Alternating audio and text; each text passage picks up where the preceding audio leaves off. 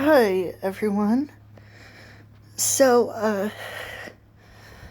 I don't know what to say about this video that I'm making now. So this is technically a part 2 to my last video, but, now, when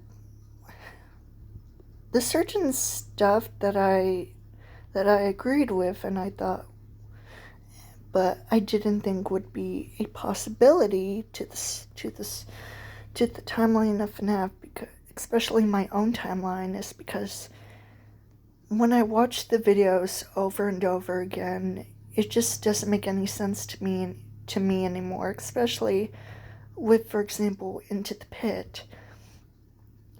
Into the Pit is based off the book of the same name. The story is similar, but just a little, just has a bit of differences. And I'm just gonna straight up tell you that I'm pretty sure that Into the Pit is a spin-off game. It does not take place in the actual game's timeline. It takes place in its own separate continuity, I think. Especially due to the layout of the Freddy Fazbear's Pizza establishment building, I'm saying.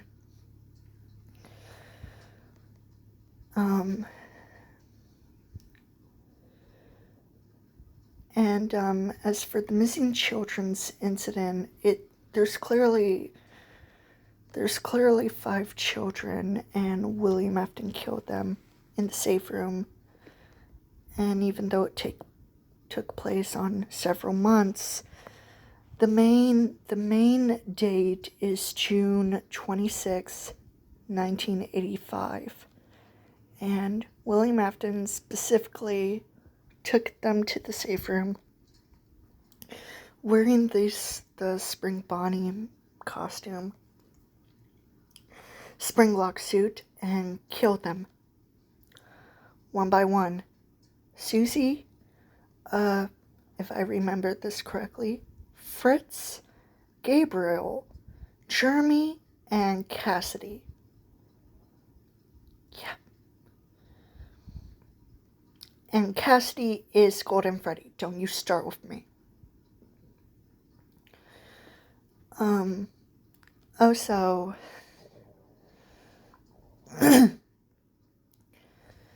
I still believe that William Afton did not experiment on his own children, because that's just way too fucked up for him to do. Sure, he's a narcissistic, neglectful, abusive father figure, but would he really experiment or kill his children?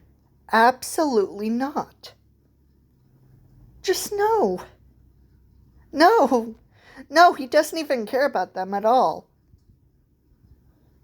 He probably doesn't do anything with them other than abuse and neglect them, obviously. I mean, seriously, why? Especially since the Fnaf 4 bedroom is its own separate area, and that it's part of an underground bunker. And would the kids even be in that room? Probably not. So, I don't know what to tell you. And Michael, suffering nightmares of the Fnaf 4 bedroom nightmare animatronics.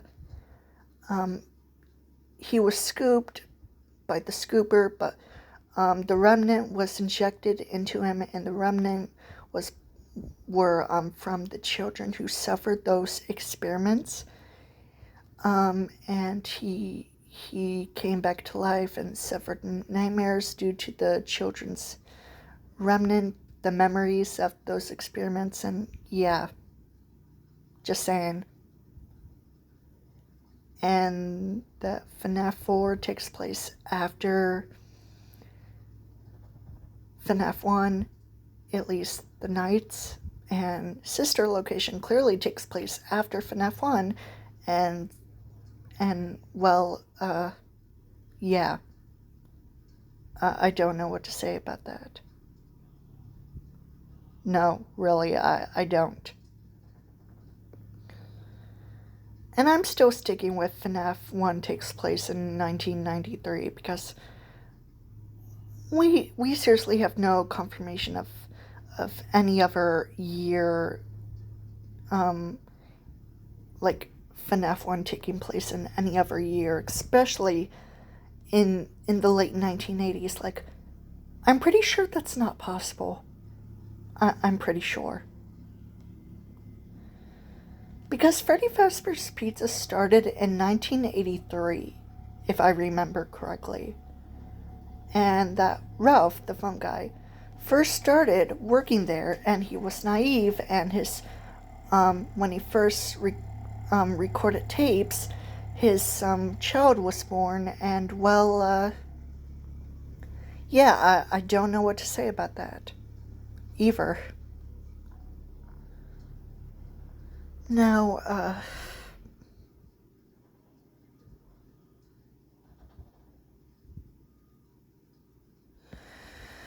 so, actually, you know what?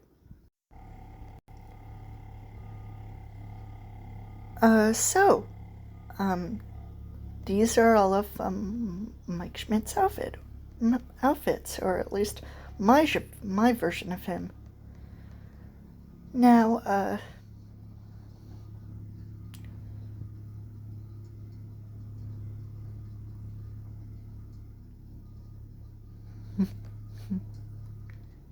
so anyway, I also wanted to tell you about, you know, my mind goes back and forth of FNAF and Lolita, and there's a lot of similarities to FNAF and Lolita.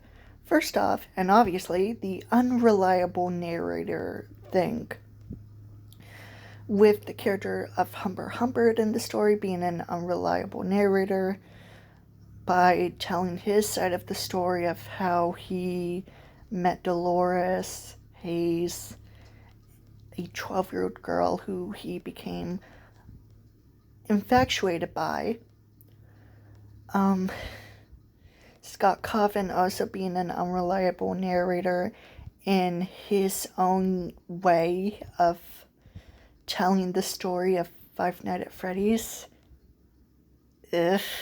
I mean, I understand the choices that he made, and I completely get it. I get it. Especially due to Easter eggs. Like, trying to solve each one of them. But anyway, yeah. Also, the story of both FNAF and Lolita has been irresponsibly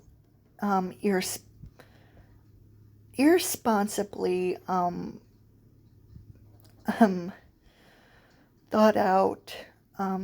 Lolita because of the movie adaptations, and for Scott Coffin's FNAF, just storytelling and the fact that Steelwool has taken over for FNAF. During Security Breach's development, Scott Coffin said to Steelwool to take these minor things, Easter eggs, to put them in the game, to put them in specific places to tell the story, but Steelwool thought that they would do it. They would put it in certain places to tell the story of how they thought it would do, but not what Scott intended. Does that sound right? I don't know. But it just comes to show that FNAF has become irresponsible and untrustworthy with its storytelling. But as for Lolita, it has, for it to be a movie and to be adapted, it's almost irresponsible, but also Vladimir Vladimir Nabokov took 5 years to make the story and 16 hours to write it. I wish I was kidding. And, yeah. Especially, in the comic Springtrap and Delilah, Springtrap is friends with a 14-year-old girl.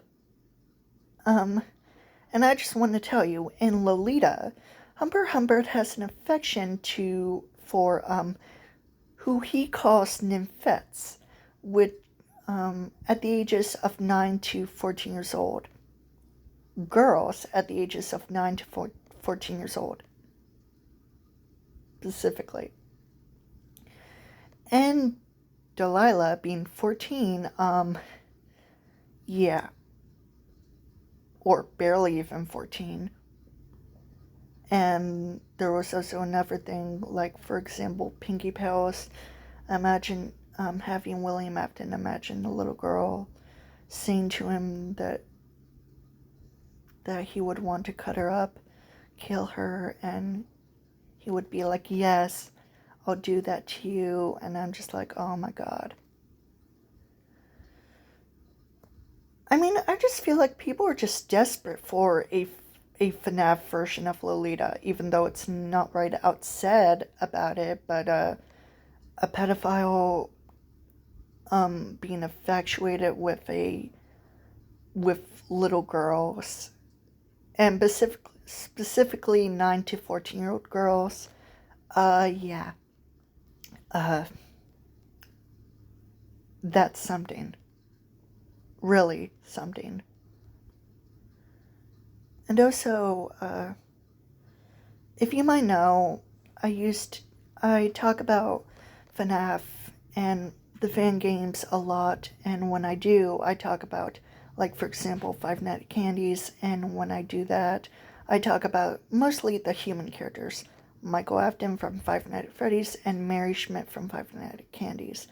I think that they would be a married couple, regardless of the flaws, like the 12-year age gap, the fact that the fact that Five Nights at Candy's is not canon to the main story of FNAF, and I completely get it. It's in its own universe. It's fine, but still. And I just want to say this. I would want my version of the Schmidt family to be canon because, first off, Mary and Mike Schmidt as a married couple. Second, my character Quinnsezl being their daughter, and Marylyn's older sister, a year older.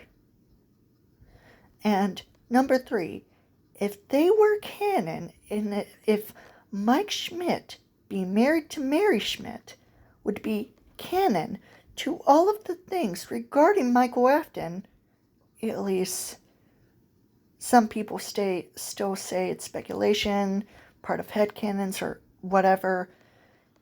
If they were canon, then I would want it. Then I would want it to make sure that people just leave the FNAF timeline alone. Because honestly, it's just a huge pile of mess. And honestly, if the Schmidt family was canon and explained all of the things that happened in the timeline, especially with Mike and Mary's lives and how they met and married and stuff, because we don't know what else happened with them, and yeah. Anyway, that's all. Bye.